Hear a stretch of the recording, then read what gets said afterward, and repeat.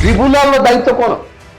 Tribunal दायित्व होची जे गोटे नदी को पूरा पूरी चोक करदब ये ग्रहणीय नुह, आईन सम्मत नुह। You cannot stop a river its flow. Hirakud जी पानी वर्तमान समय अणमौसुमी समय आवश्यक अच्छी तो जाकि देखले हेनी आपन को इंजीनियर मान परामर्श नाक पड़ो जे अणमौसुमी समय केते पानी रहा दरकार। फील्ड विजिट ठीक अच्छे फील्ड विजिट अच्छे देवीगढ़ कौन कहूँ चिल्का कौन वाई ओके चिल्कार गोटे प्रभाव अच्छी महानदी इकोसिस्टम मना कर होल पर्पस आम डहल विकल हो कही रखे आपको वर्तमान समय महानदी स्थिति अत्यंत संगीन एवं संकटापूर्ण। नमस्कार दर्शक बंधु, एक गुरुत्वपूर्ण खबर जहाँ पर आम चर्चा करवा महानदी बचाओ आंदोलन जे जो आंदोलन टी बहुत दिन हम चली ओडिशा और छत्तीसगढ़ भितर महानदी को नहीं बड़ धरणर जल विवाद चली। छत्तीसगढ़ ओडिशा को पानी छाड़ुनी। आपण जानते नवीन पट्टनायक सरकार समय या नहीं बड़ विवाद सृष्टि होता। नवीन बाबू दिल्ली जाइए, दिल्ली रे बड़ धरणर बैठक बसी। आज पर्यंत छत्तीसगढ़ से बंध सेमती रही, ओडिशा सेमती पानी पाऊना दाबी बढ़ी बढ़ी चली। परिशेष गोटे ट्राइब्यूनाल तैयारी रिटायर्ड जस्टिस मान नहीं जो माने ए घटनार विचार करुछंती। छत्तीसगढ़ ठीक करछि कि ओडिशा ठीक करछि, पानी केते आसीबा कथा, बंध केते बंधा आइछि। जेते बळे ए कमिटी ट्राइब्यूनाल रो कमिटी विजिट करिया पई आछंती, फील्ड विजिट रे जिबे, चिपिलिमा ठारू आरंभ करी हीराकुद अंचल बुलिबे, सेतिकी बेले गोटे बड़ विवाद सृष्टि होइछि। ए कमिटी रे के अछंती मेंबर माने तो अछंती, जस्टिस डॉक्टर रवि रंजन अछंती आर मुख्य से होचंती member justice Ravi Ranjan, doctor Sunita Rai अछंती एवं अनेक व्यक्ति अछंती, जनाशुना व्यक्ति जो मानकर गोटे पोजीशन अछि। किंतु तांको सांगरे सब किए आछंती, तांको सांगरे डॉक्टर सुनीता राय को सांगरे तांको स्वामी आछंती एवं जने नाती भी आछुचंती मास्टर विक्रमादित्य जे ग्रांडसन तांको justice doctor Ravi Ranjan grand नाती से मध्य ए टीम रे अछंती एवं तांकर झियो मध्य अछंती, तांको स्वामी मध्य, तांको स्त्री मध्य अछंती। ये घटना गुड़िक जितेबाला आम सामना को आसुची सेतिक बेले केते गुड़े प्रश्न उठुची जे जदि स्वामी अछंती मेंबर, तांको स्त्री आसीबे, तांको झियो आसीबे, तांको नाती आसीबे, आ माने कोठी की सब जाउचंती। माने देब्रीगढ़ जंगल जो अछि से जंगल भितरे से माने बुलिबे, से माने कोणार्क मंदिर जिबे, से माने मेफेयर होटल रे रहिबे, से माने पुरी जिबे। तो जेतेबेले ओडिशा और छत्तीसगढ़ भितरे जल विवाद चलीछि, से जल विवाद को नेकरी दीटी राज्य एते दिन धरि झगड़ा करूचंती। ओडिशा लोक पानी पाउ नांती। 23 मसीह एमती एक कमिटी आसला, ओडिशा सरकार 5 कोटी टंका खर्च करथिले। एबे परिवार सहित आसुचंती ट्राइब्यूनाल रो मेंबर माने जो माने बुलिबे ओडिशा सारा, जो जगह सहित महानदी रो किछि संपर्क नाही से जगह सब बुलिबे आ ओडिशा लोक पानी पाइबेनी। ए प्रकार लग्जरी काहे कि ए भलिया पिकनिक काहे कि चलीछि। से तो सुदर्शन दास मो सहित अछंती जे महानदी बचाओ आंदोलन बहुत दिन धरी करी आछंती। ए पूरा प्रकरण ऊपर मु जानिया पई चाहिबी जे आपण जो दाबीटी करिसंती जे एमिति काहे कि होय कथा के सुनुचंती के सुनिबो न सुनिबो। आपण केबे खबर पाइली जे एमिति गोटे कमिटी आसुची बोली? एडा मु खबर पाइली 3 दिन तळे। हां जे ट्रिब्यूनाल आछंती ओडिशा को एवं 5 दिन पई फेब्रुआरी 26 रु मार्च 2 तारिख पर्यंत। किंतु तांकर इटिनरीटा मु पाइ नथि। पूरा गस्त विवरणी परे पाइली, काली पाइली मु तार गस्त। कोन आश्चर्य कला आपण ये गस्त? प्रथम तो आश्चर्य कला जे जेते बेले मेंबर अछंती इंद्राणी कौर, तांकर हस्बैंड आछंती, स्त्री अछंती मेंबर, स्वामी आछंती। सब इंटरेस्टिंग होची जे रवि कुमार नाती झियर पुओ, तार माने नाती हाँ। टोटाल 10 जन आसुଛନ୍ତି हम्म ଆଉ 10 जनଙ୍କ ଭିତରୁ ଆପଣଙ୍କର 4 जन होउଛନ୍ତି कौनसी प्रकार रे ट्रिब्यूनल सहित संपर्कित नुहंती 6 जन होचंती ट्रिब्यूनल सहित संपर्कित हाँ ଆଉ 4 जनकर କିଛି संपर्क नाही संपर्क नाही କିନ୍ତୁ ସେମାନେ ମଧ୍ୟ ଏଇ ଟ୍ରିପ ରେ ସାମିଲ ହେବେ सामिल हेबे ଏବଂ ତାଙ୍କ ପାଇଁ ମଧ୍ୟ ଓଡିଶା ଅର୍ଥ କୋଷରୁ ଖର୍ଚ୍ଚ ହବ ପଇସା ହଁ ତ ଆମେ ସେମାନେ ମଧ୍ୟ ବଡ ହୋଟେଲ ରେ ରହିବେ Yes. ସେମାନେ ମଧ୍ୟ ଦେବ୍ରିଗଡ ଜଙ୍ଗଲ ଭିତରେ ବୁଲିବେ କୋଣାର୍କ ଯିବେ ତେଣୁ ତାଙ୍କ ପାଇଁ ଆଡିସନାଲ ଏକ୍ସପେଣ୍ଡିଚର ଖର୍ଚ୍ଚ କରିବେ କରିବେ ଆଡିସନାଲ ଖର୍ଚ୍ଚ କରିବେ ଓଡିଶା ସରକାର ସେଇଥିପାଇଁ ମନରେ ପ୍ରଶ୍ନ ଆସିଲା ଏଇ ଗସ୍ତ କଣ ପାଇଁ ଆପଣ କହୁଛନ୍ତି- ପିକନିକ ପାଇଁ ନୁହଁ ତ ହଁ। ଆମେ କହୁଛୁ ପିକନିକ ପାଇଁ କାହିଁକି ଆପଣଙ୍କର Picnic- ଏତେ ସନ୍ଦେହ ହଉଛି ମତେ କହୁନାହାନ୍ତି ମହାନଦୀ ଟ୍ରିବ୍ୟୁନାଲର ଦାୟିତ୍ୱ କଣ ଦାୟିତ୍ୱ ହଉଛି ଯେ ଓଡିଶା କିଭଳି ଭାବରେ ଏଫେକ୍ଟେଡ ହଉଛି ଉପର ମୁଣ୍ଡରେ ଯେତେବେଳେ ଛତିଶଗଡ ବନ୍ଦ ଫନ୍ଦ କରୁଛି କିଭଳି ଭାବରେ ଓଡିଶା ଏଫେକ୍ଟେଡ ହଉଛି ଦେଖିବା କଥା ହଁ ଦେଖିକି ଗୋଟେ କିଛି ରାୟ ଦେବା କଥା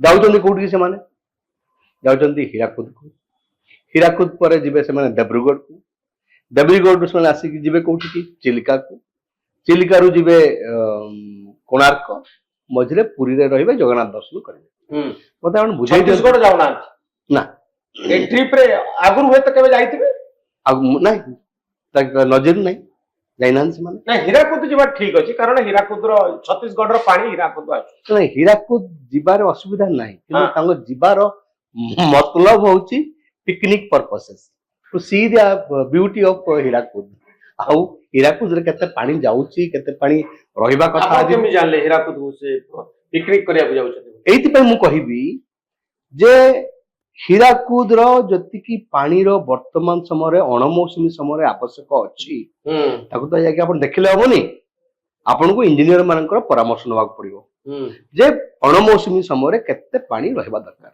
ଅଣମୌସୁମୀ ସମୟରେ ହୀରାକୁଦର ପାଣି ସ୍ତର କମୁଛି କି ନାହିଁ ଏଟା କି ଆଖି କହିପାରିବେ ଆପଣ ଦେଖିଲେ ହେଇଯିବ କି ଦେଖିଲେ ହବନି ତଥାପି ଗୋଟେ ଫିଲ୍ଡ ଭିଜିଟ ହେଲେ ଫିଲ୍ଡ ଠିକ ଅଛି ଫିଲ୍ଡ ଭିଜିଟ ଅଛି ଦେବ୍ରିଗଡ କଣ ପାଇଁ ଯାଉଛନ୍ତି ମତେ କୁହନ୍ତୁ ଚିଲିକା କଣ ପାଇଁ ଯାଉଛନ୍ତି ୱାଇ ଓକେ ଚିଲିକାର ମଧ୍ୟ ଗୋଟେ ପ୍ରଭାବ ଅଛି ମହାନଦୀ ଇକୋସିଷ୍ଟମ ଉପରେ ମୁଁ ମନା କରୁନି କିନ୍ତୁ ପର୍ପସ ଟା କଣ ଆପଣ ଦେଖିବେ ସେ ଯୋଉ ଇଟିନାରୀ ଦେଖିବେ ମାନେ ଚିଲିକା ଭିତରେ ସେ କୋଉଠିକି ଯାଉଛନ୍ତି ଚିଲିକା ଭିତରେ ବୋଟ ରେ ଯିବେ ମୁହାଣ ପର୍ଯ୍ୟନ୍ତ ଫେରିବେ ଫେରିକି ତାପରେ ପୁରୀକୁ ଆସିବେ ଆପଣ ଦେଖନ୍ତୁ ହୋଲ ପର୍ପସ ହଉଛି ଆମେ ଡହଳ ବିକଳ ହଉଛୁ ଆପଣ ମୁଁ କହି ରଖେ ଆପଣଙ୍କୁ ବର୍ତ୍ତମାନ ସମୟରେ ମହାନଦୀର ସ୍ଥିତି ଅତ୍ୟନ୍ତ ସଙ୍ଗୀନ ଏବଂ ସଙ୍କଟାପୂର୍ଣ୍ଣ ମୁଁ ଯାଇଥିଲି ମାସେ ତଳେ କଲମା ବ୍ୟାରେଜ ଲାଷ୍ଟ ବ୍ୟାରେଜ ହଉଛି ମହାନଦୀର କଲମା ବ୍ୟାରେଜ ଉପରେ ଛିଡା ହେଇକି ଯେତେବେଳେ ମୁଁ ଅନେଇଲି ଛତିଶଗଡ ପଟକୁ ସମୁଦ୍ର ପରି ପାଣି ତଳକୁ ଅନେଇଲି ଦେଖିଲି ବାଲି ଆଉ ବାଲିର ମରୁଭୂମି ଏବଂ 66ଟା ଗେଟ୍ ଅଛି କଲମା ବ୍ୟାରେଜ 66ଟା ଗେଟ୍ ଭିତରୁ ମାତ୍ର ଗୋଟେ ଗେଟ୍ ଖୋଲା ଅଛି ସମ୍ପୂର୍ଣ୍ଣ ନୁହଁ ଅଧା ଖୋଲା ଅଛି ସେଥିରୁ ଯେତିକି ପାଣି ବାହାରୁଛି ତାକୁ ପୁଣି ତଳେ ଗୋଟେ ବାଲି ବନ୍ଧ କରିକି ଅଟକା ହଉଛି ତା ଅର୍ଥ ହଉଛି କଣ ଟୋପେ ପାଣି ମହାନଦୀର ଯେମିତି ନ ଆସିବ ଓଡିଶା ପଟକୁ ଏଇ ସମସ୍ତ ଯୋଜନା ସବୁ ଛତିଶଗଡ କରିଛି ଟ୍ରିବ୍ୟୁନାଲର ଦାୟିତ୍ୱ କଣ ଟ୍ରିବ୍ୟୁନାଲର ଦାୟିତ୍ୱ ହଉଛି ଯେ ଗୋଟେ ନଦୀକୁ ପୁରାପୁରି ଚୋକ୍ କରିଦବ ଇଏ ଗ୍ରହଣୀୟ ନୁହଁ ଆଇନ ସମ୍ମତ ନୁହଁ you can't stop a river its flow flow ଟାକୁ ତୁମେ କେବେ ତାକୁ ବନ୍ଦ କରିପାରିବ ନାହିଁ ବନ୍ଦ କରିବା ଆଇନ ସମ୍ମତ ନୁହଁ ସମ୍ବିଧାନ ସମ୍ମତ ନୁହଁ ଯେତେବେଳେ ଛତିଶଗଡ କଥା କରୁଛି ସେତେବେଳେ ଟ୍ରିବ୍ୟୁନାଲ ଚୁପ୍ ହେଇ କେମିତି ବସ ମୁଁ ଖୁସି ହେଇଥାନ୍ତି ଆପଣ ଯୋଉ ପ୍ରଶ୍ନ ମତେ ପଚାରୁଛନ୍ତି ମୁଁ ଖୁସି ହେଇଥାନ୍ତି ଯଦି ଟ୍ରିବ୍ୟୁନାଲ କଲମା ବ୍ୟାରେଜକୁ ଯାଇଥାନ୍ତା ଦେଖିଥାନ୍ତା କଲମା ବ୍ୟାରେଜ ଯେ କିଭଳି ଭାବରେ ସମସ୍ତ ଗେଟ୍ ବନ୍ଦ କରି ଦିଆଯାଇଛି ଏବଂ ପାଣି କେମିତି ପରବର୍ତ୍ତୀ ସମୟରେ ହୁଏତ ଯାଇପାରେ ଟାଇମ କେହି ନବ ଏପ୍ରିଲ 13 ତାରିଖରେ ତାଙ୍କର କାର୍ଯ୍ୟକାଳ ସରୁଛି ଏ କମିଟିର ସରୁଛି ଏପ୍ରିଲ 13 ୟେସ୍ ଏବଂ ଆଉ ଏ କମିଟି କେତେ ଦିନ ରହିଲାଣି 7 ବର୍ଷ 7 years 7 ବର୍ଷ ଭିତରେ ମାନେ ଛତିଶଗଡ ଯାଇନାହାନ୍ତି ଏମାନେ ଯାଇଛନ୍ତି ନାହିଁ ସେଟା ଆମ ପାଖରେ ଖବର ନାହିଁ କିନ୍ତୁ ମୋ ପଏଣ୍ଟ ହଉଛି 7 ବର୍ଷ ଭିତରେ ହେଲା କଣ କେତେ ପଇସା ତୁମେ ଖର୍ଚ୍ଚ କଲ ଆଉ ସରିବା ପୂର୍ବରୁ ଏମାନେ ଆସୁଛନ୍ତି ୟେସ୍ କୋଣାର୍କ ମନ୍ଦିର ଜଗନ୍ନାଥ ମନ୍ଦିର ସମଲେଶ୍ୱରୀ ମନ୍ଦିର ଦେବୀଗଡ ଜଙ୍ଗଲ ଚିଲିକା ଭିତରେ ବୋଟ ରାଇଡିଂ ସେଇଟା ମୁଁ ଆଶ୍ଚର୍ଯ୍ୟ କରୁଛି ନା ମାଇ ପଏଣ୍ଟ ଆଉ ନାତି ସ୍ୱାମୀ ସ୍ତ୍ରୀ ଏ ସବୁ ପୁରା ବ୍ୟବସ୍ଥାଟି ଏଇଭଳି ଢଙ୍ଗରେ କରାଯାଇଛି ଏଇ ଟ୍ରିପଟିକୁ। ସେଇଠି ଆମ ଭିତରେ ଆସୁଛି ମାନେ ମାନେ କୋହ ଆସୁଛି, କ୍ଷୋଭ ଆସୁଛି ଯେ ଏଇ ସଂକଟ ବେଳେ ଯେତେବେଳେ ପୁରା ପୁରି ମହାନଦୀକୁ ଚୋକ୍ କରିଦିଆଯାଇଛି, ବନ୍ଦ କରିଦିଆଯାଇଛି, ତା ତଣ୍ଟି ଚିପି ଦିଆଯାଇଛି, ସେତେବେଳେ ତୁମେ ଆସୁଛ ଓଡ଼ିଶାକୁ, ଓଡ଼ିଶାର ଦର୍ଶନୀୟ ସ୍ଥାନକୁ ପରିଦର୍ଶନ କରୁଛ, ଆଉ ଟିକେ ଯାଉନ ଦେଖିବା ପାଇଁ ଯେ କୋଉଠି ମହାନଦୀଟାକୁ ପୁରା ଚୋକ୍ କରିଦିଆଯାଇଛି, ତା ତଣ୍ଟିଟାକୁ କୋଉଠି ଚିପି ଦିଆଯାଇଛି ଦେଖିବ। ଇମ୍ପାକ୍ଟ କଣ ରହୁଛି ତଳି ଅଞ୍ଚଳ? ୟେସ୍ ୟେସ୍, ଆପଣ ଯାଆନ୍ତୁ, ଆପଣ କଣ୍ଟିଲୋ ଯାଆନ୍ତୁ, ଦେଖିବେ ଧାଡି ଧାଡି ହେଇକି ସବୁ ଡଙ୍ଗା ସବୁ ଥୁଆ ହେଇଛି। ବର୍ତ୍ତମାନ ସମୟରେ ଫେବୃଆରୀ ମାସରେ କେତେ ପାଣି ଅଛି ମହାନଦୀରେ ତାକୁ ହୁଏତ ଦେଖାଯାଇ ପାରିଥାନ୍ତା ଗୋଟେ ତଳି ଅଞ୍ଚଳକୁ ଯାଇକରି, ତ ତାକୁ ଦେଖି ପାରିଥାନ୍ତେ।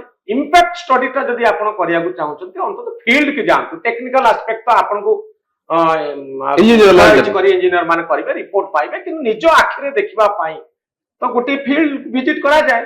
କିନ୍ତୁ ପରିବାର ସହିତ ଆସିବେ, ଲକ୍ଜୁରିୟସ୍ ହୋଟେଲରେ ରହିବେ, ମେ ଫେୟାର ଭଳିଆ ହୋଟେଲରେ ରହିବେ, ଚିଲିକା ଭିତରେ ବୁଲିବେ, ଜଗନ୍ନାଥ ଦର୍ଶନ କରିବେ, କୋଣାର୍କ ମନ୍ଦିର ଦେଖିବେ, ତାପରେ ପଳେଇବେ, ଆଉ ଏପ୍ରିଲ 30 ତାରିଖରେ ଆପଣଙ୍କର ଟର୍ମ ସରିଯାଉଛି, 7 ବର୍ଷ ବିତିଗଲାଣି। ଏକ ବିଚିତ୍ର ବ୍ୟବସ୍ଥା। ତ ପ୍ରୟାଗରାଜ କ୍ଷେତ୍ରରେ ମଧ୍ୟ ସେଇଆ ହେଇଛି। ବିଏସଏନଏଲ ଗୋଟେ ସଂସ୍ଥା ଯାହାର ଅବସ୍ଥା ବହୁତ ଖରାପ ଆମେ ଜାଣିଛେ। ଜିଓ ତାକୁ ବିଏସଏନଏଲ କୁ ବହୁ ଭାବରେ ଚ୍ୟାଲେଞ୍ଜ ଦେଇକରି ଆଗକୁ ପଳେଇଲାଣି। ବିଏସଏନଏଲ ର ଡାଇରେକ୍ଟର ଦିଲ୍ଲୀରୁ ଆସୁଛନ୍ତି ପ୍ରୟାଗରାଜ ଏବଂ ସେଥିପାଇଁ 50 ଜଣ ଇଞ୍ଜିନିୟର ଲାଗିଛନ୍ତି ତାଙ୍କ ଗସ୍ତକୁ ସଫଳ କରିବା ପାଇଁ। ଅର୍ଥାତ୍ ସେ କିଭଳି ଠାକୁର ଦର୍ଶନ କରିବେ, ସେ କିଭଳି ବୋଟ ରାଇଡ କରିବେ, ସେ କଣ ପିନ୍ଧି ସ୍ନାନ କରିବେ, କଣ ଲଗେଇବେ, କଣ ଖାଇବେ, ସେଥିପାଇଁ 50 ଜଣ ଇଞ୍ଜିନିୟରକୁ ଲଗେଇ ଦିଆଯାଇଛି, ଯାହା ଯୋଉଥିପାଇଁ ବିଭାଗୀୟ ମନ୍ତ୍ରୀ ଜ୍ୟୋତିରାଦିତ୍ୟ ସିନ୍ଧିଆ ତାଙ୍କୁ କୈଫତ ମାଗିଛନ୍ତି।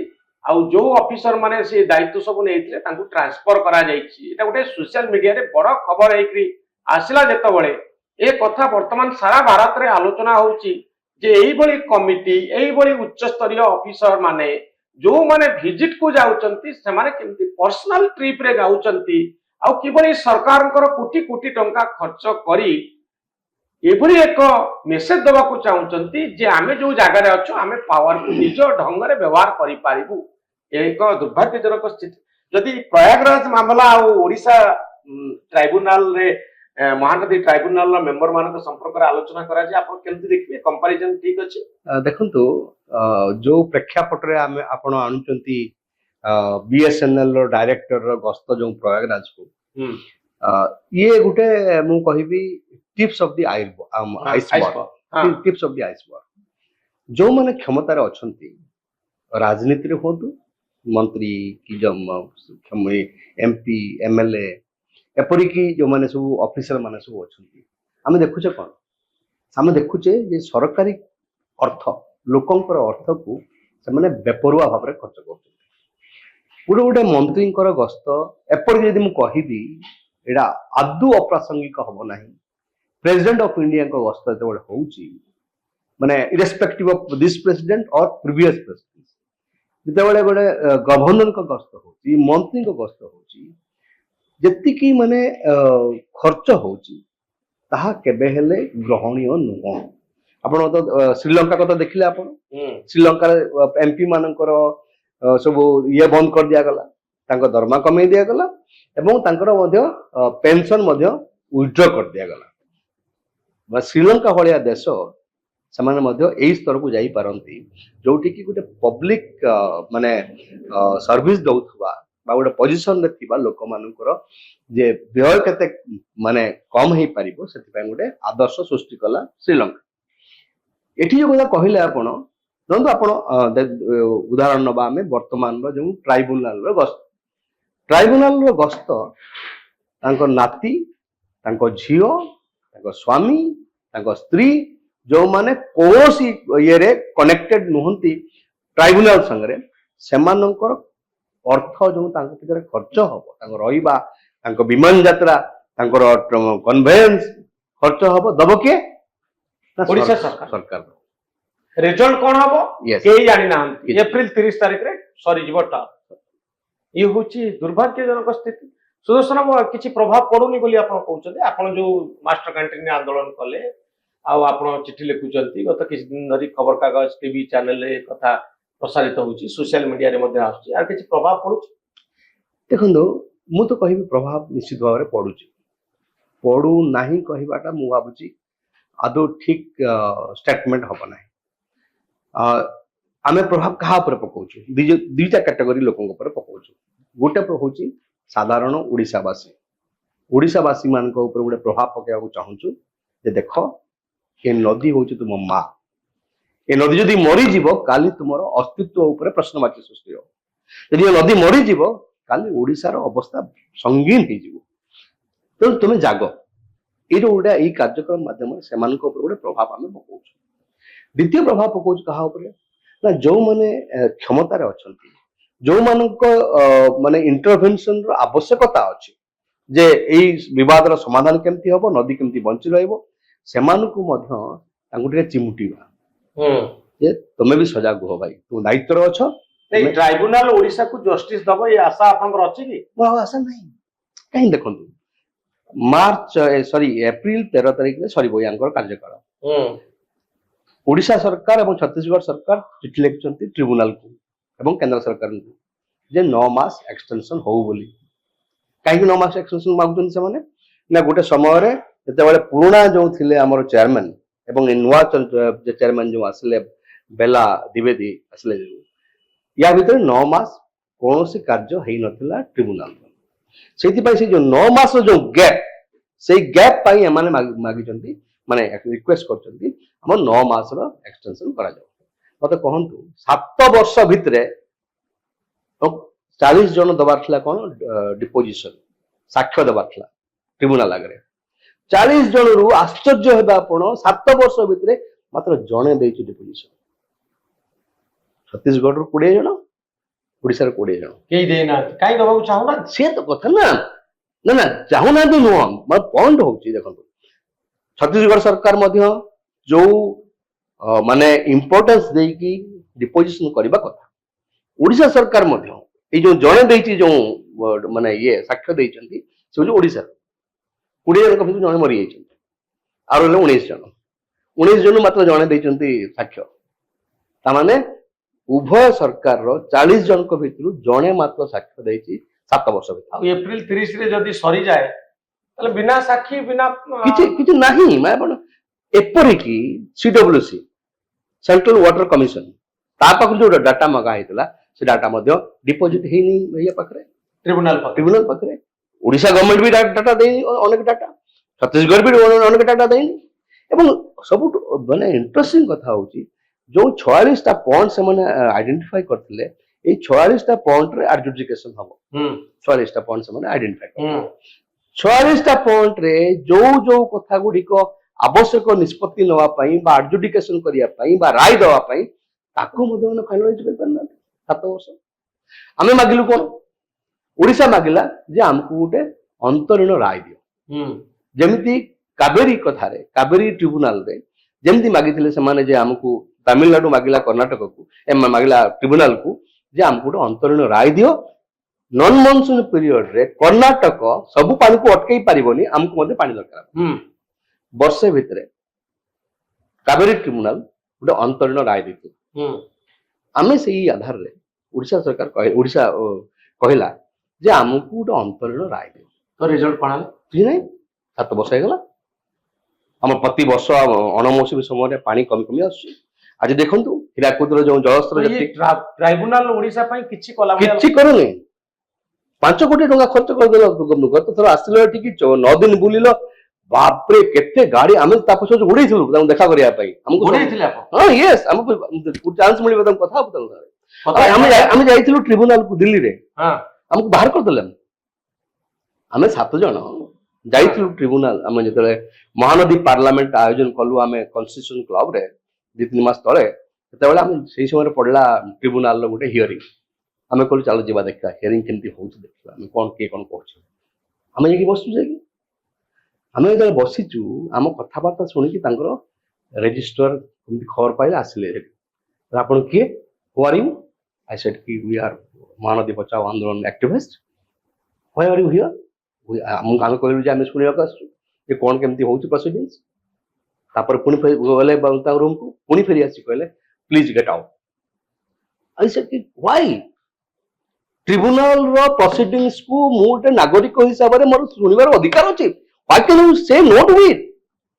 কিন্তু आर्गुमेंट हला बहुत हाथ जोड़ी से कहले मो जागा होनी एठी बहुत लोक बसिबे एठी आपण बसी गले हबनी आपण जान सेठी अपेक्षा करंतु हमें परे आपको देखा करी देखा कले आपण କଥା तापर देखा कर रजिस्टर देखा कले बट से देखा कर मीनिंग नथि सेते बेले हमर एसएच में एजी आसले से समय हमर ए जो सेते बेले जे थिले वाटर रिसोर्स सेक्रेटरी हम जो एबे जे चीफ सेक्रेटरी से थिले कथा आलु बट कथार माने कोन रिजल्ट किछि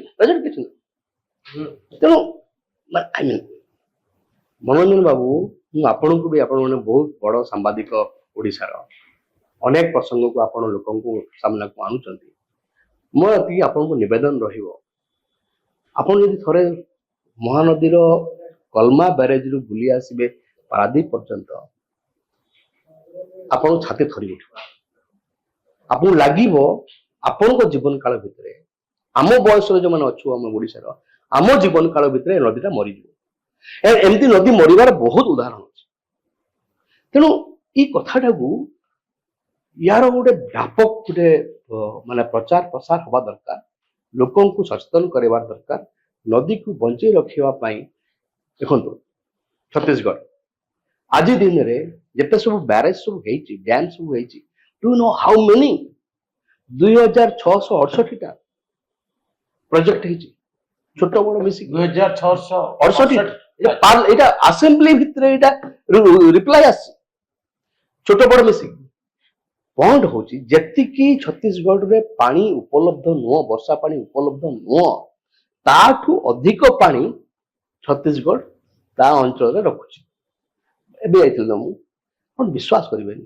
यदि आपण 100 किलोमीटर जिवे महानदी कूले कूले आपण लागियो जे आपण समुद्र कूल रे जाउछन एते पानी भर्ती है एते पानी भर्ती है ओडिसा रे जे चलिबे आपण से नहीं बाली खाली बाली बाली बाली देखियो तो हम कहउछन महानदी रो मृत्यु होइछ हां यस महानदी मरी जीवो मु कहउछु मनोरंजन बाबू महानदी मरी जीवो I keep it in writing आ सेति की बेले पिकनिक करिया पे ट्राइब्यूनल रो मेंबर माने तो सुनो ए जे ट्राइब्यूनल रो मेंबर माने विजिट करिवे आज तो आरंभ ही जाईची आपण को प्रोटेस्ट किछि करूचंते जे से माने जो जागा उसको जिवे हमें 10-12टा जगह रे प्रोटेस्ट करछु समान तो गस्त से माने महानदी कूले कूले जाउन से माने किंतु हमें महानदी कूले कूले हमें 10-12टा जगह रे करछु प्रोटेस्ट आरंभ करछु हमें झारसुगुड़ा रो कनकतरा जोटी बॉर्डर ऑफ छत्तीसगढ़ जोटी महानदी पसु सेठी आरंभ करछु हमें सम्बलपुर रे करछु हमें बिनिका रे करछु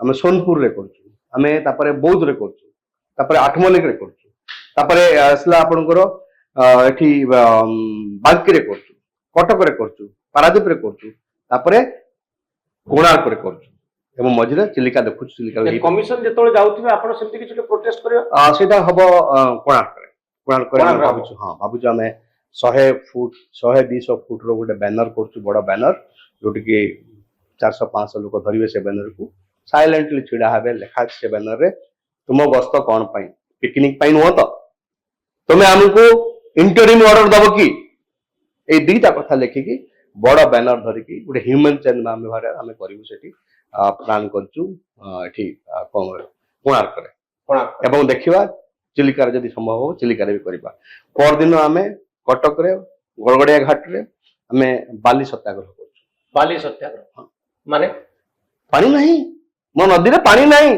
बाली आ से बाली ऊपर बसी कि मु सत्याग्रह करछु भाई मो नदी को बंचा मते पानी दियो that's what we want to say Bali सत्याग्रह करछु बहुत धन्यवाद सुदर्शन बाबू आपनकर मतामत पाई ट्राइब्यूनल कर ए गस्त से भली किछि फलप्रद हो बोली आपनकर आशा नाही तेणु आपण माने प्रतिवाद करूछंती बाली सत्याग्रह करूछंती आउ मेसेज होउची महानदी मरी जीवो बहुत धन्यवाद सुदर्शन।